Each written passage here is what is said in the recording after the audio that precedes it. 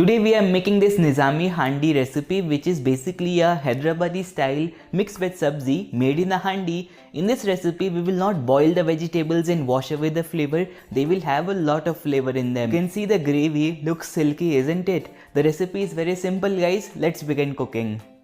We will heat a handi. This handi will cook the recipe in a dum, so the flavor in veggies will come out great guys. In the veggies here I have got some cauliflower or gobi, potato, carrots and beans. We'll add some oil to the handi and we'll do a tadka of some garam masalas like bay leaf, black cardamom, cinnamon, cardamom and cloves. So keep the flame high, add all of these in. The cloves need to crackle. Once they do, we'll add the veggies in. These are raw veggies guys, we'll season them with some salt and some haldi powder.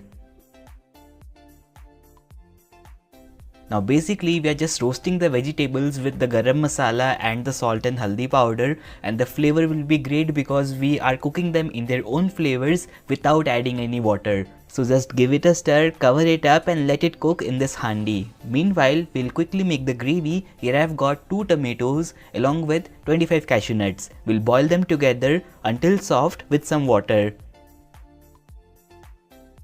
Also guys, keep an eye on the veggies. It's been 4 minutes, don't let it burn. At this stage you have to add the peas, half a cup. Peas are raw. We'll give it a stir and cook these together with the lid on until they are about 90% done. In the handi they cook really fast, so keep checking. Here you can see the potato is done. Now we'll take them out. I'm spreading them in a plate and our tomato is also boiled. You can see the kaju is also soft, so we'll keep this aside as well to cool a little. While that's happening, we'll heat the same handi again. Here I am taking 4 teaspoons of ghee. Along with that about 3 teaspoons of oil.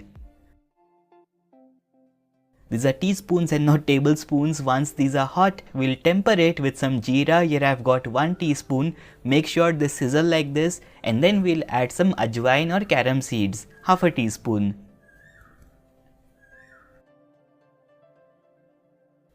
Next we'll add 1 chopped onion along with some salt and we'll cook it for around a minute. We don't have to brown the onion, just cook it until it is translucent, something like this. Now it's time to add the ginger garlic paste, which is 1 teaspoon, and we have to cook this again until the rawness is gone. It should take about 1 more minute from here. Now here in this step we are going to add 1 large tomato. Yes, we have to use both the chopped variety and we are also going to make the tomato gravy. So 2 stages in which we are adding tomatoes. Now in this onion tomato masala you have to cook the tomatoes until it is mushy with the lid on. The boiled tomatoes, the tomatoes that we boiled earlier, we need to blend those up, so add it to a mixer jar and you can use a little water to make a smooth paste. The onion and tomato masala that we are cooking in the handi right now, slightly confusing guys, but what we are cooking in the handi right now, have a look. Looks great. We are now going to add the spices. Here I've got half a teaspoon of turmeric powder or haldi powder, half a teaspoon of red chili powder and 1 teaspoon of coriander powder. All these masalas will absorb the oil. We'll cook it for a minute. See, the masalas are roasted. Now we will add the boiled tomato and cashew nut puree. In this recipe guys, every step will take time. You have to cook in every stage, but that's what makes it tasty. So give it a stir and we'll cook it until it starts leaving the sides of the pan. Right now this can splatter a lot, so it would be great if you can cover it with the lid and cook it for about 5 to 6 minutes. After 6 minutes you can see it has started to release a little bit of oil. Looks great. In this stage we'll add some spinach. Here I've got half a cup of chopped spinach, basically 1 small bunch, and I'm also adding 15 to 20 leaves of mint. Again give it a stir so that they can shrink. Once they shrink we'll add the roasted vegetables along with some water. Here I'm using 1 cup of water. We'll give it a stir. Right now I'm making a gravy, so I'm adding more water, so in total this is about 2.5 cups of water for making a silky gravy. We will get it to a boil and cook again with the lid on. Cooking with the lid on retains the flavor. Once this gets a boil, we'll add the paneer in and we'll cook this for about 4 to 5 minutes. Have a look guys, looks great isn't it? Before we take it off the heat, we'll add some cream. Here I've got half a cup of fresh cream. That's right, we are using half a cup, but before adding it, temper the cream by adding some of the hot sabzi into the bowl of cream and mix it together. This will ensure the cream doesn't curdle. Basically, we are tempering the cream. As the sabzi has a lot of tomatoes, the cream can curdle.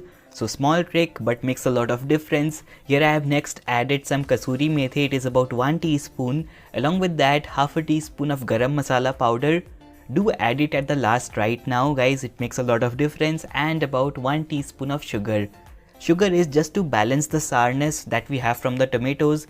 That's it, it will not make the recipe sweet guys. We are done with the recipe. Give it a stir, turn off the heat and boil it after about 10 to 15 minutes. The consistency will be great like this after 15 minutes.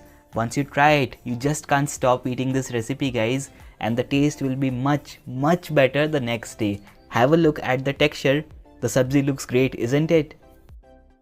So how was the recipe guys? You must try it if you haven't tried Nizami Handi yet. This recipe is very simple as I said earlier. Try it out, share feedback with me. I hope to see you soon with one more recipe. That's all for today. Bye. Happy cooking.